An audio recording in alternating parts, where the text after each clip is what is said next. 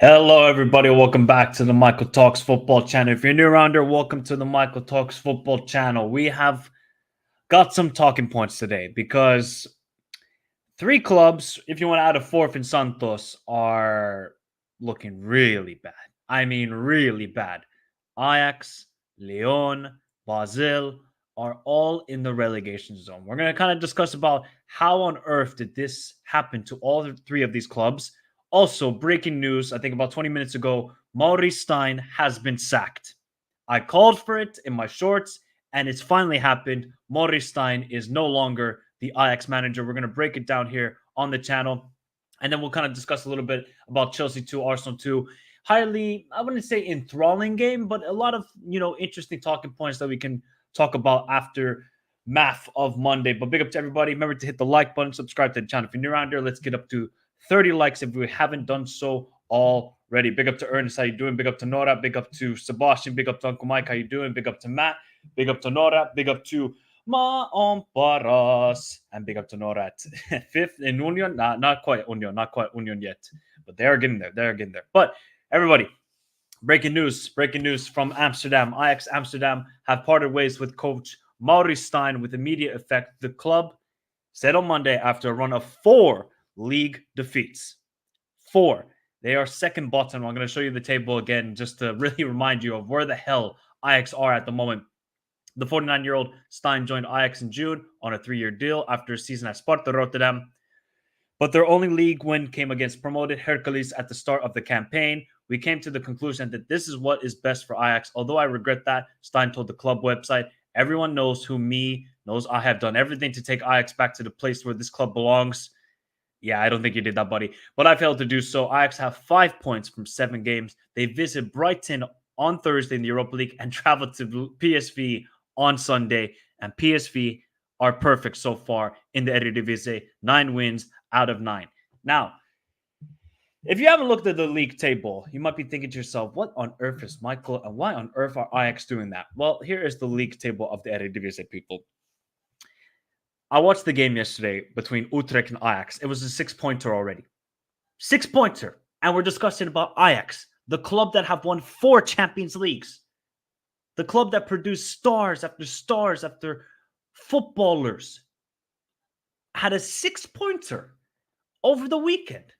See, if this was a Man United, Chelsea, Liverpool, Real Madrid, Barcelona, AC Milan, Juventus, my God, everybody would be freaking out. I don't think people are grasping this. Okay, people can say 7 games, 8 games, 9 games. Okay, cool.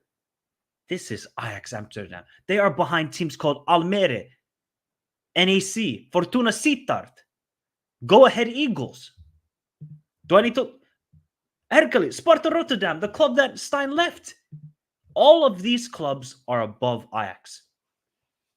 It's an embarrassment. I've done a fall of Ajax video. If you guys haven't checked that out, I've done 2 shorts. I've done a short video because this is embarrassing. This is inexcusable, unacceptable. And if I was an Ajax fan, I mean, look, I'm wearing the kit right now. One, because this kit is awesome. Bob Marley third kit from, I think, 2 seasons ago. And two, Ajax are a footballing institution. Look at the academy. Look at how many ballers they have produced. This is horrific. And it's not just, okay, they're losing 1-0, 2-0. They're they're bottling 3-2 leads to freaking Utrecht, who have won one game all season. If you guys didn't watch the game, if you people did not watch the game, Ajax were 2-0 down. Defensively, again, horror show. Sotolo, who I rated highly from Dinamo Zagreb, looks like a shell of the player from Dinamo Zagreb. Then they come back and take the 3-2 lead. Bergwijn is celebrating like they've won the Eredivisie. You know what then happens, people? They lose 4-3 in the 91st minute. After Sotolo, I think it was Sotolo, gave a terrible pass straight to Utrecht, and then it's just one simple combination, and they're through on goal, and it's 4-3, excuse me. This is okay. We understand Ajax are attacking side, but you gotta have some discipline while defending. And I posted a video on TikTok. Remember, guys, you can follow me on TikTok, Instagram, Twitter. All the socials are in the description down below. I said that, okay, yes, the players they have signed are not good enough, like the Chupa Akpom. Is he really an Ajax caliber player? I don't think so. But I know one thing for sure is Ajax are not the second worst team in the Eredivisie. I know for a fact that they're not. And they're playing like a relegation side.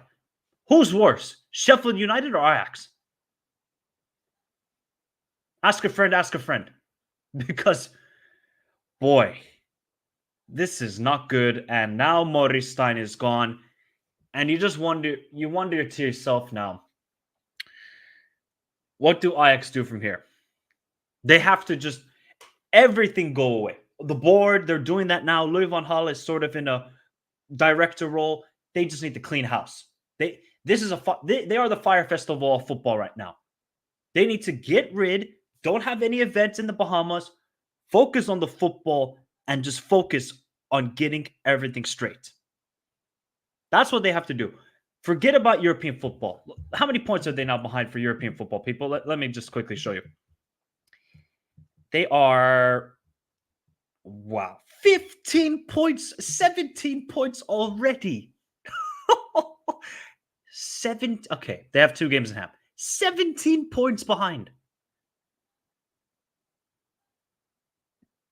Dear Lord Jesus Christ. Dear Lord. It was the right thing to do, right? It was the right thing to do. Maurice Steijn was abysmal. He looked like he was out of his depth. Sven Mislintat, the guy who was the sporting director who they hired in the summer, he was an embarrassment. Van der Sar hired Mislintat. That was a horrible choice. It just seems like every choice they have made since Overmars has left after he sent some, inexcusable photos to fellow workers, which are definitely is not acceptable, and he had to go.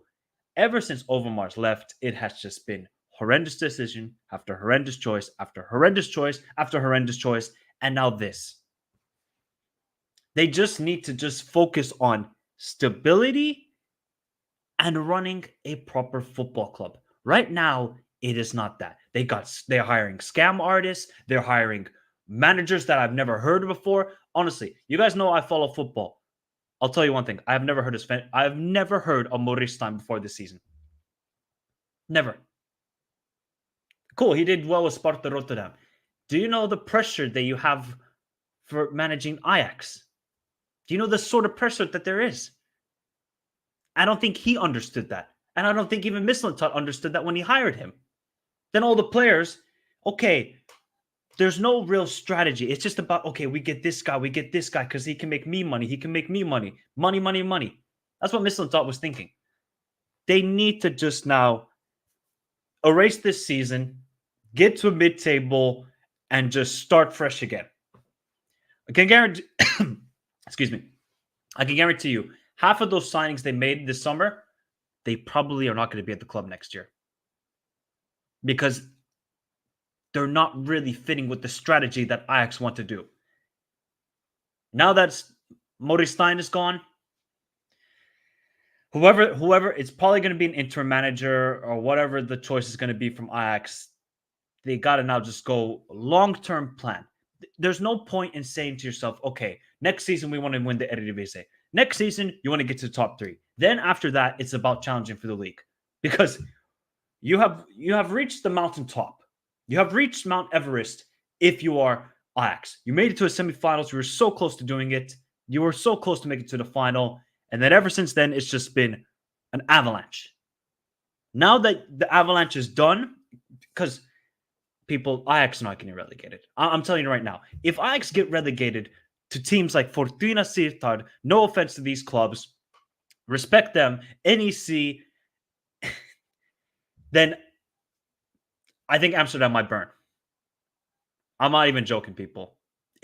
It could get really bad, but yeah, it's sad, man. It's sad. It just shows you that, okay, you can have a big name as a footballing club, but if you're not run properly and there's no pure footballing strategy, doesn't matter what name you have or how many stars you have on the badge, you will fall.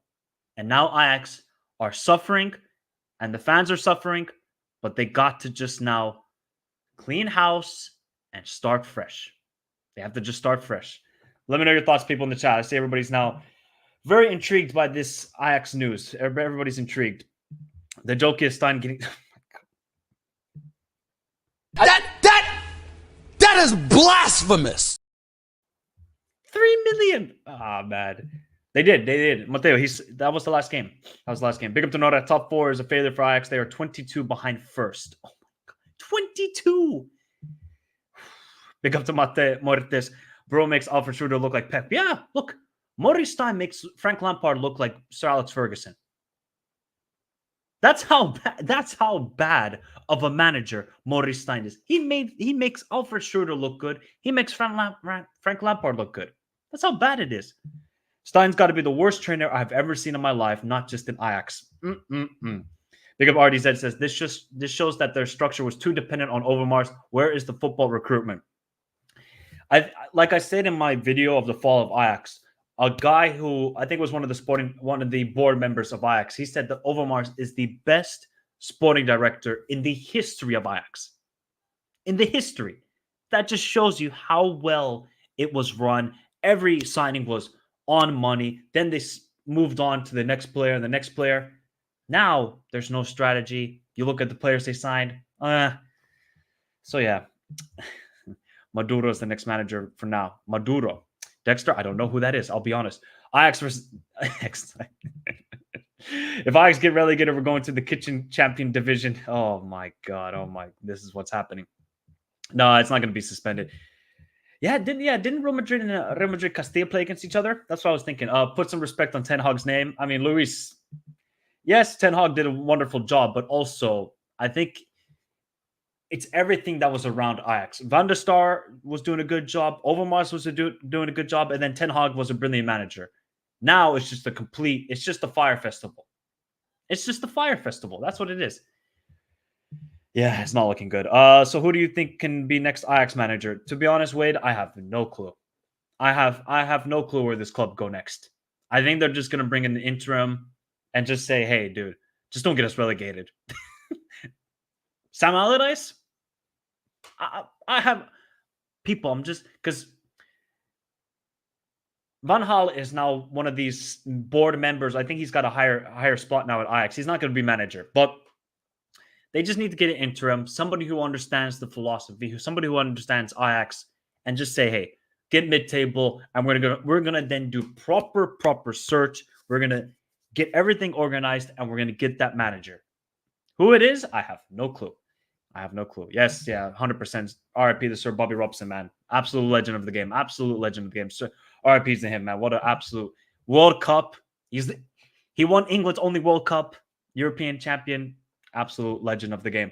Van der Sar saw the deterioration of the Ajax board and decided to leave before it blew back in his face. Smart. And his last move was to hire Sven Mislintat, the scammer. I think he's an agent for Feyenoord and PSV. He's an agent. Wait, I would love it. I don't see it happening. This Gallardo guy, shout out to Marcelo. I don't think he wants to take any job. He's just chilling right now. He's just chilling. Oh, no.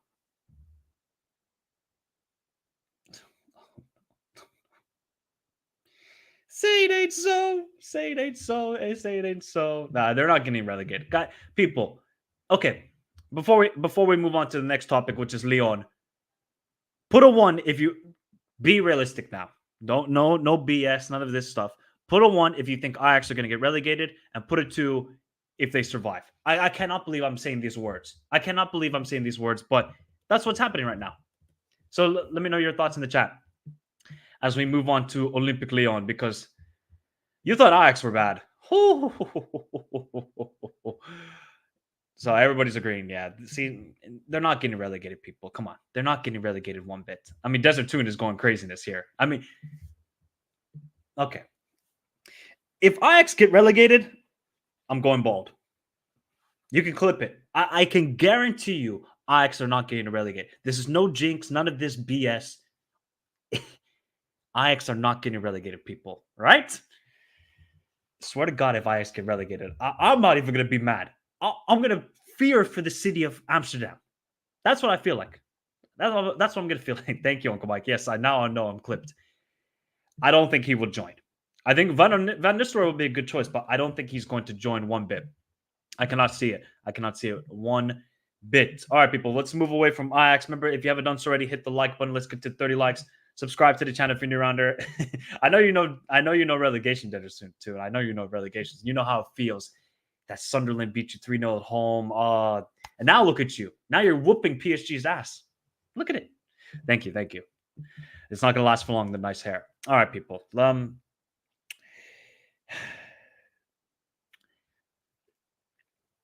Olympique Lyon are...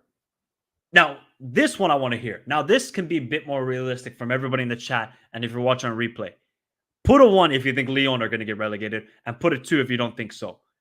Because I'm going to tell you right now, I think they are screwed. I think they're really screwed. Now, I'm going to play a video soon of what their owner, John Textor, said, because this guy might be delusional. He might have had too much whiskey, because the stuff he just uttered, you'll see what I'm talking about. But Olympique Lyon played Clermont Foot yesterday in a 6-pointer at home and lost. They lost 2-1. I checked the highlights of the game. Again, it's just defensively, this team, they're shambles. They're absolutely they're shambles. There's no strategy. Grifo tries to come in, nothing. Laurent Blanc was terrible. Why did you hire him in the first place? This is... Again, people, this is exactly how we talk about structure at a football club, right? You can have great players. You can have amazing academy. You need to have a proper structure. Look at Lyon, look at Ajax, look at Schalke, look at Hertha Berlin, Manchester United for a little bit, but obviously Man United are in the sense of getting relegated, but Man United have spent a lot of money that you would expect them to be, in the top 4, challenging for league titles consistently. It's about structure, people. And Lyon have nada. What is worse than the Fire Festival? Because that's what Lyon are right now. This is a side who dominated French football in the early 2000s. What did they win? 7-8 straight Ligue 1 titles. They had Benzema. They had amazing players. Juninho, obviously the greatest free kick taker of all time. Now you look at them. Okay, they still have names. Tolisso, Cherki, Lacazette, Tagliafico. It's not like, okay, they don't have talent in this team. They have talent. Ernest Nuama, who I really like, who they picked up from Nordjylland. But they look a mess. When it gets to a point where you lose and you lose and you lose more, it starts affecting you mentally. And when you go into a losing situation, you cannot get out of that hole. And right now, these Lyon players cannot get out of that hole. Now, let me bring Mr. John Textor, the owner of Lyon, and I'm going to show you guys a video that he did yesterday explaining about the loss. Right? Let me just show you this video because this guy, hopefully you guys can hear it. Let me just mute so I... Reality for you? I'm sorry? The League 2 become a reality or something? First of all, you seem like a very nice woman, but that is honestly I know you have to ask the question. It's a comical question. This team is not at risk of relegation. Teams that get relegated in any country, any league, do not play like we play tonight. You don't see that kind of quality with people that go down. We don't look down. We look up the table.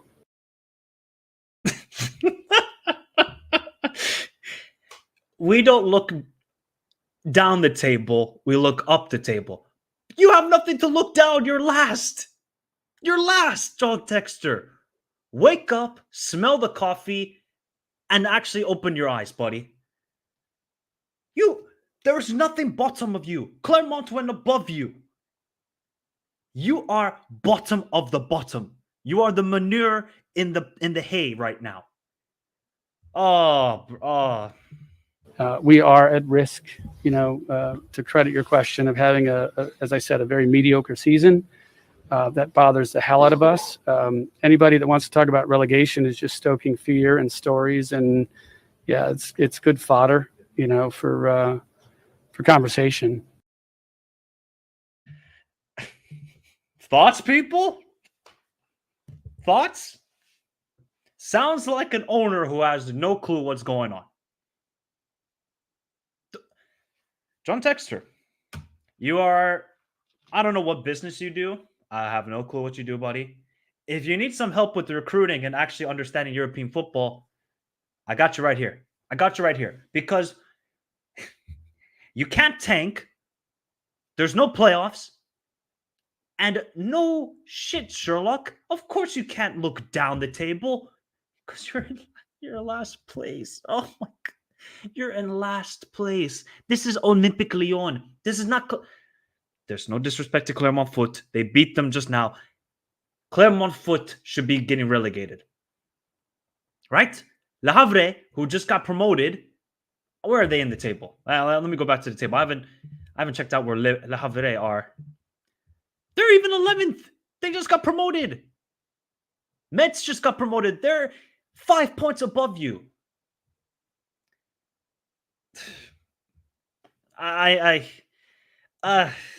Sometimes, with these owners, of course, hey, look, you got to back your team. I fully understand it. You got to bring some positivity. You can't make errors like that. You can't look at your side and say, we don't look like a relegation team. Yeah, you do. Because you're bottling 3-1 leads to Lorient. You're losing at home to Clermont Foot. Of course you're a relegation team. Because you're ass. There's no simpler way to put it other than that. Lyon are garbage right now. And the signs have been there. Creeping and creeping and creeping. Last season they were bad. This season, they're taking it to a whole new level. And he even talked about, if you guys haven't seen the whole interview, you can check it out on YouTube. I think it was RMC Sport. He was talking about, yes, the fans, they're still cheering for us. Oh, John Textor. If you get relegated, I'd be worried for you, buddy. I'm not even joking. I'd be worried. See, a lot of these big clubs, right? And Lyon is a massive club, people, right? I know people will say back in the 80s and 70s, they were in League 2. They were kind of a second division side until they started with this new era. Could have said the same thing to Hertha Berlin. You could have said the same thing to Schalke.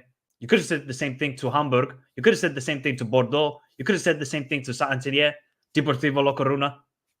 Any of these clubs. River Plate. All of these clubs would say, no, we're too big to go down. What you want about? Us? Never. With who? With those bums? Nah. Okay. As the season keeps getting closer and closer, winter, got to get the jackets out. You got to get the Canada Goose jackets out.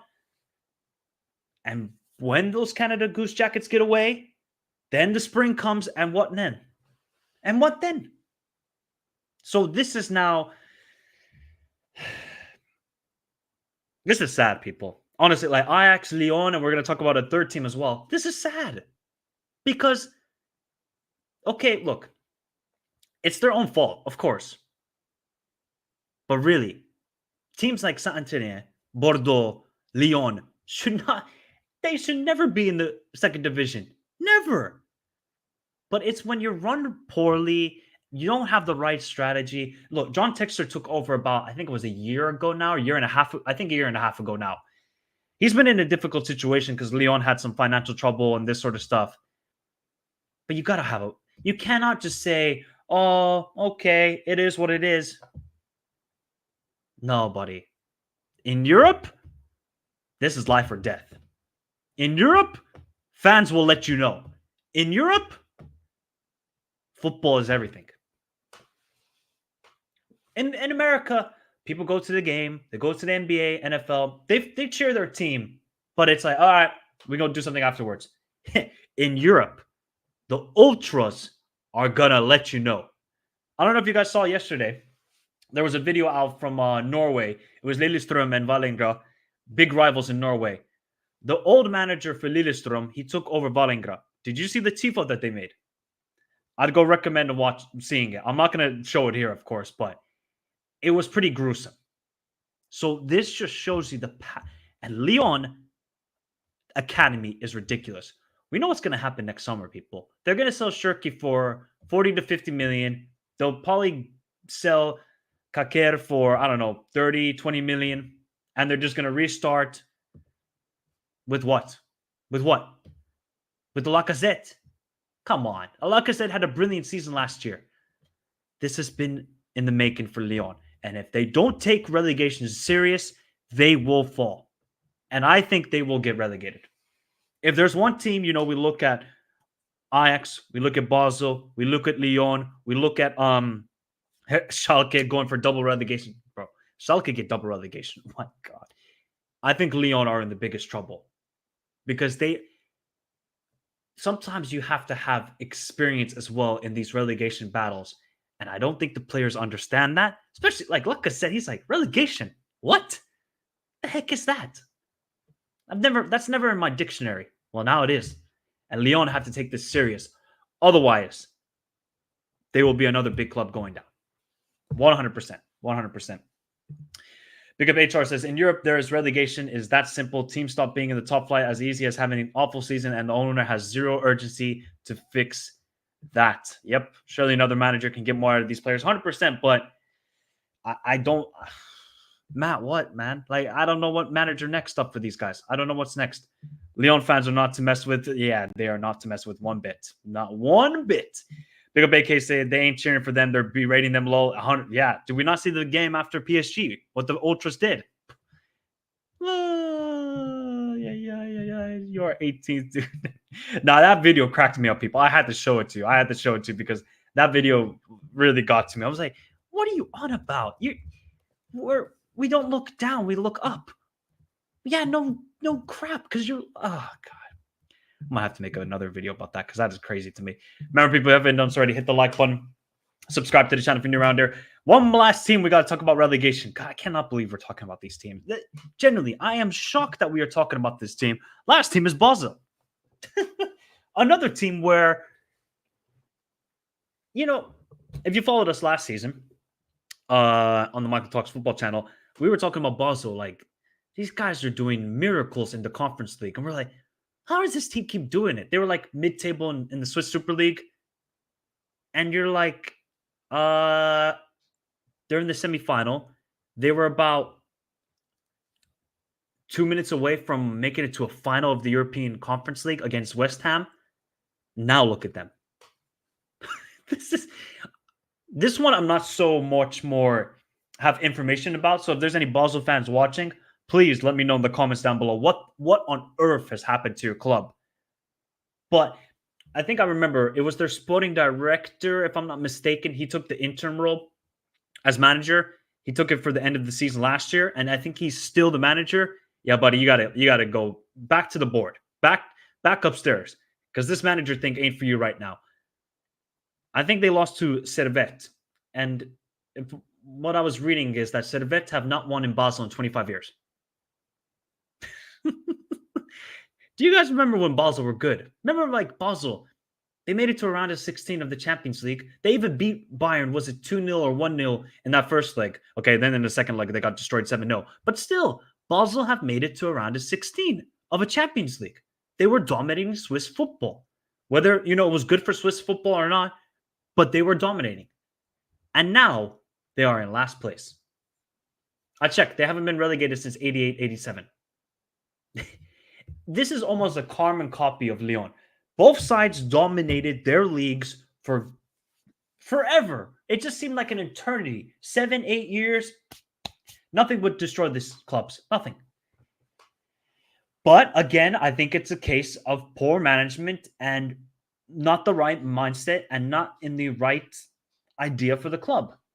And both Basel, Lyon, and Ajax are all suffering. There's a carbon copy for these three teams. All of them are suffering big time.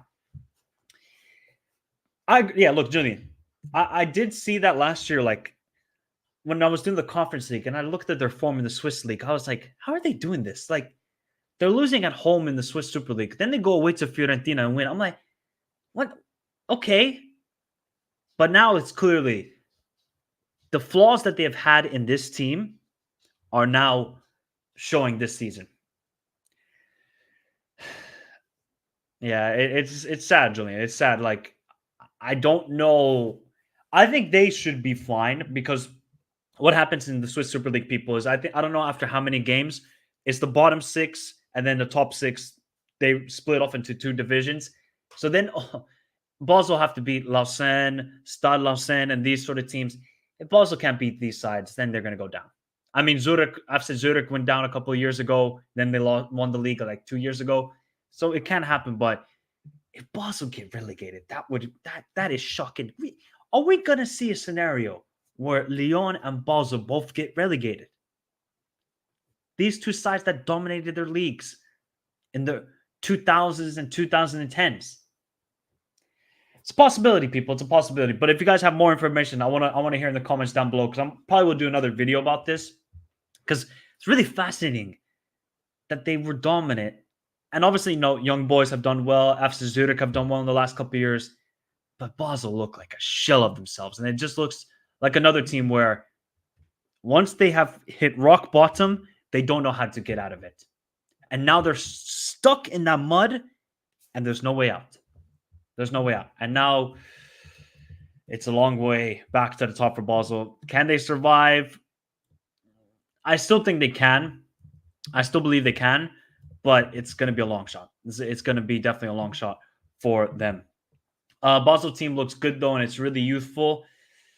See, I really liked Amodini last year at Basel. Obviously, now he's at Burnley. It hasn't really been the best start for him, but I really like that player, and it just seems like it might be a manager issue, and it's more of a board issue. I think those are the big things here. Yeah, they can. They definitely can. All right, people. Before we head out, let's kind of discuss more about Arsenal 2 and Chelsea 2. I haven't been able to discuss about this game yet, so let's discuss about it. Who would be more happy with this result, people? Let me know. If you just didn't know about the context of the game and you heard 2-2, you would say Chelsea would be more happy. All right? Chelsea, in the last couple of games, they've been better. Now, 2 games, yeah, it's been good. Then this game, honestly, I was very impressed by Chelsea. Very impressed. It just seemed like they had the right tactics to go up against Arsenal. They absolutely nullified them for 70 minutes. Chelsea were by far the better team for 75 minutes. Arsenal couldn't create anything. They looked really poor. Like, that's not the same Arsenal that we have seen last season, parts of this season. I know Jorginho had to start because Partey was coming back from international duty. But they don't look good, Arsenal. I don't know if it's just like, okay, they've had a lot of games this season so far, right? League Cup, Champions League, Premier League, a toll of last season. They're still undefeated. Like, it's not like, oh my God, Arsenal have lost 3-4 games, but they don't look good. But that's the good part for Arsenal. They don't look good, but they still haven't lost a game. That's the funny part. And again, I know I don't want to repeat this, people, but they have shown mentality. You don't come from 2-0 down and just say, oh, it's okay. Luck had to be on your side because Sanchez, he must have had a bet on the game. I think Sanchez had a bet on the game, gave it straight to Rice. Boom. That's what gave Arsenal the comeback. And then a beautiful ball from Saka to Trossard, and it was 2-2. Chelsea, they were so good. I think Pochettino had the proper tactics. Have Palmer as a false number 9 moving around. If there's a stationary striker like a Haaland or let's say I would say Nunes isn't really stationary. He's not just going to stay in front of Gabriel and Saliba. He'll kind of drift out wide sometimes and find runs into the channel. But, Saliba and, everybody, and rightly so, we all applauded Saliba and Gabriel because of the work they did to Haaland. But Palmer provided a different element. And I don't think they really knew how to deal with that. And I don't think Arteta really knew how to deal with it either. And, they got the penalty. It's a penalty, but it's harsh. It's a harsh penalty. Palmer puts it in. Then, Chelsea still had chances. Palmer had a chance in the first half. Mudryk scored. We'll say he meant it. We'll say Mudryk meant it. Mudryk meant it for sure. 2-0. Then he thought, hey, if Chelsea can just stay calm, not show their age, they're going to be fine here. They're going to win the game. I think, though, the lack of experience kind of hurt this side a little bit. I think it hurt their side a little bit. But I'm impressed by Chelsea. I think this is good. Okay. Bottling a 2-0 lead is not good. But I think there's signs there that this team is going to be good. But they don't have any forwards where you're like, damn, I don't want to play against them today. None of them. I would say Tottenham have that guy. Arsenal have that guy still with Saka. Man City, of course. Liverpool, of course. You could say Man United with Højlund or Rashford on their day. I look at Chelsea, I'm like, they don't have forwards who are going to really get that goal. That's going to say, hey, I'm that guy. Give me the ball. I'm going to score for us right now. They don't have that gunman. They don't have Jackson.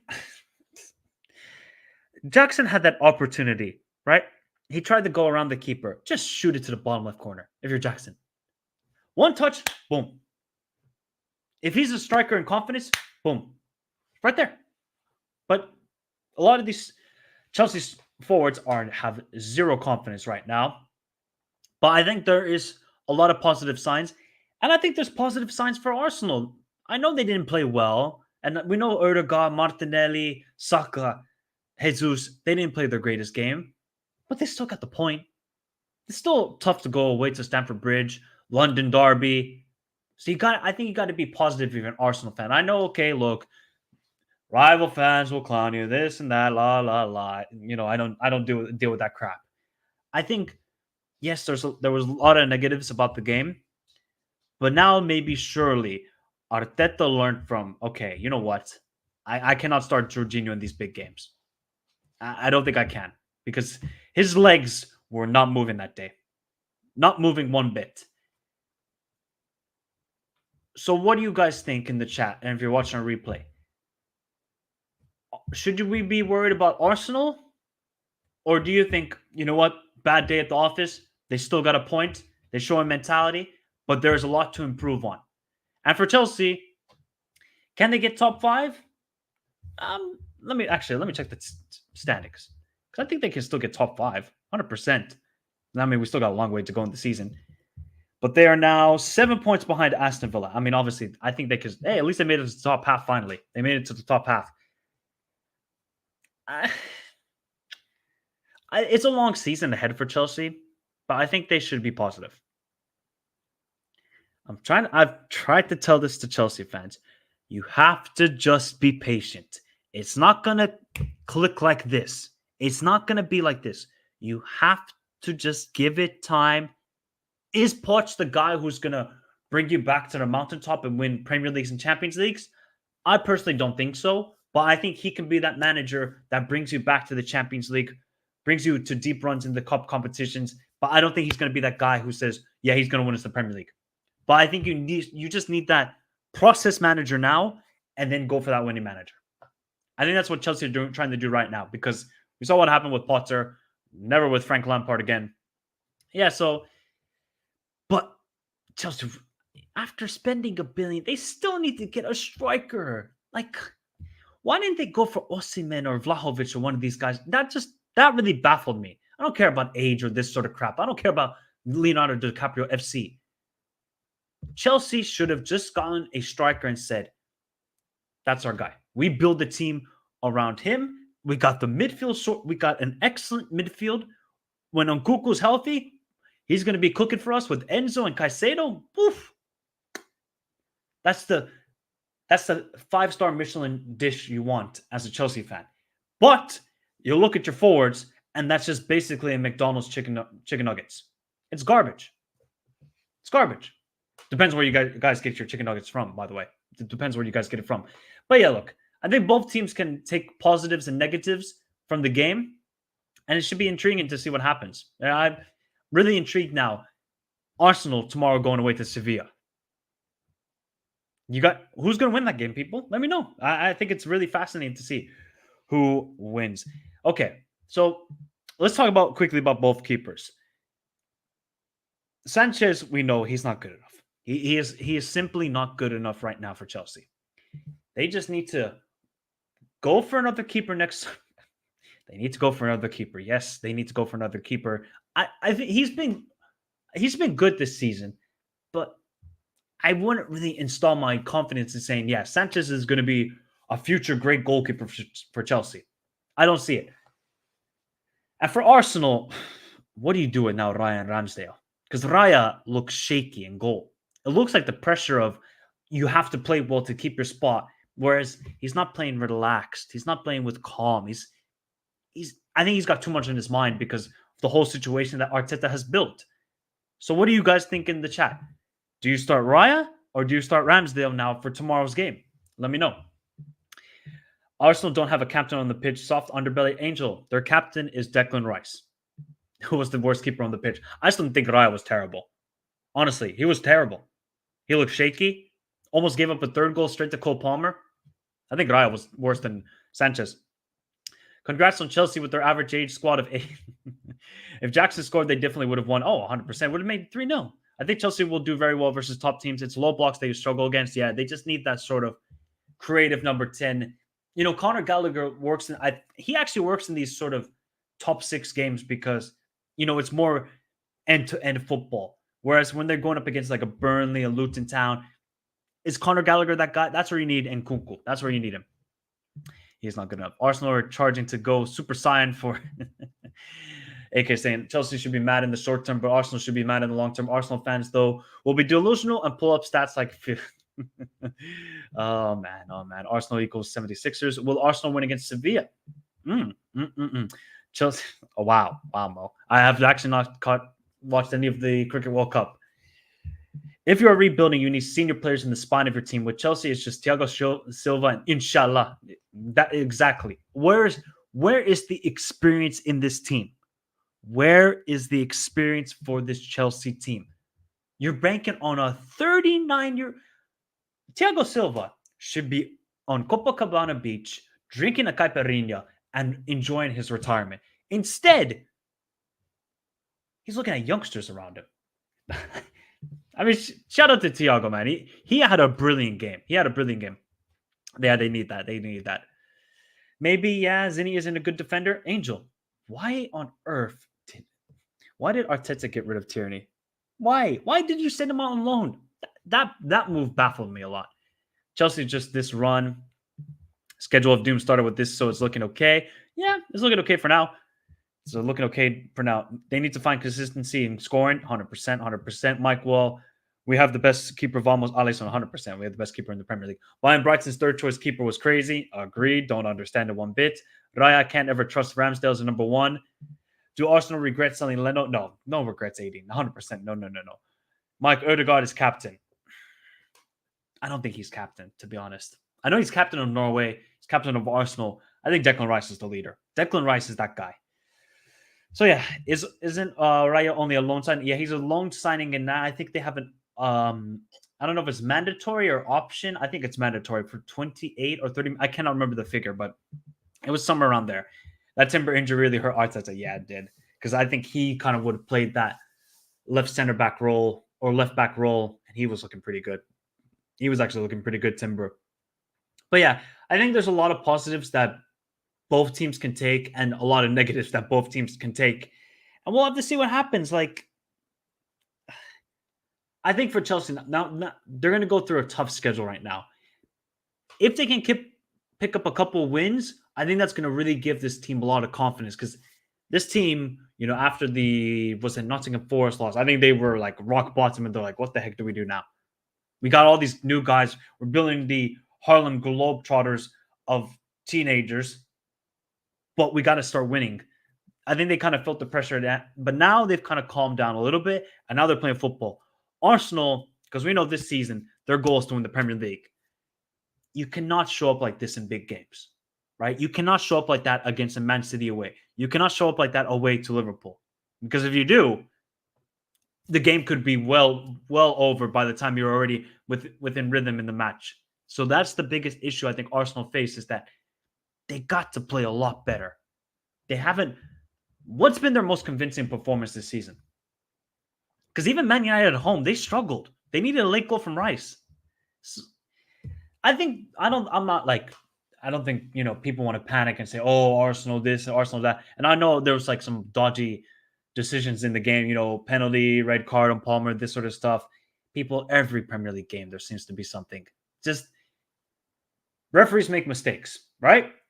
I accepted that our referees made a mistake for Liverpool against Tottenham. I'm like, whatever. I mean, what can you do? The guy, they were smoking something in that VAR room, and I said, whatever. It's okay. Yeah, PSV was their best performance. Yeah, that was their best performance. But do we say PSV were really naive in that game? They were really naive in that game. Morenciari, if you're a fan, by the way. Ryan Sanchez said, anything you can do, I can do. Oh, man. Actually, who was worse, people? Was it Raya or Sanchez that was worse in that game? I think it was Sanchez. Oh, sorry. It was Raya. I think Raya was the worst in that game. He was terrible. Oh, he was bad. He was so bad. He was so bad. Now the question is, will they play well against Sevilla? I can't lie, people. It's a must-win. It's kind of a must-win for Arsenal. I think they got to now, because Arteta's away record, and I talked about that in my Champions League predictions video. Guys, go check it out if I haven't done so already. If one of the mods can drop that in the chat. I did say that, Arteta's now really got to prove himself away in Europe. At home, okay. I think Emirates can be a fortress, but it's away where you got to play with confidence and you got to play with arrogance. I think you got to show both of these things. And away to Sevilla, it's not going to be easy. Look, we know what Sevilla are going to do. They're going to sit back and hit you on the counterattack with En-Nesyri and these sort of guys, Ocampos and Ramos leading at the back. And they actually played pretty well against Real Madrid. I was like, okay, Alonso, not really a fan of this manager, but he did quite well in that game. Now, let's see what happens tomorrow. Because if Arsenal lose that game, then that group gets super interesting. Super, super interesting. We should have completed our Dutch connection with Timber and Van de Ven. They would have been, they would have. Oh, Angel. If only we would have got Van de Ven. Oh, we need a DM. I think with Arsenal, it's the changing of lineups compared to last year. Yeah, agreed. And will Arsenal bottle the champion? No, they won't. Arsenal will be fine for the Champions League group, in my opinion. Because if they don't make it out of that group, oh my God, they're going to have an absolute meltdown. It's going to be a meltdown of epic proportions. But everybody, that's from me. Tomorrow, we are having a watch along, people. We are having a watch along. We're going to do the early game of the Champions League, Galatasaray against Bayern Munich. So join me for that. We'll probably go live around 5:30 UK time. So join me for that. I'll be dropping the thumbnail and so you guys can see the notification. So if you haven't done so already, hit the notification bell so you know when I go live tomorrow, especially for the Champions League game. I think it's our first Champions League watch along this season. Yeah, I think so. I think it is because we didn't do Milan, Newcastle, or any of those games. So join me for that tomorrow. Remember to go check out the videos, the Champions League Match Day 3 predictions. Check out the shorts. There's not going to be as many live streams on the channel. I'm going to tell you that right now, people. I'm going to start doing a bit more pre-recorded videos, more storylines and that sort of stuff. So when the streams do arrive, I just need your support and hitting the like button and subscribing to the channel if you are new around here. But I'll catch you all tomorrow for Galatasaray against Bayern Munich. Have a beautiful day. Stay safe in this crazy world. And until next time, adios.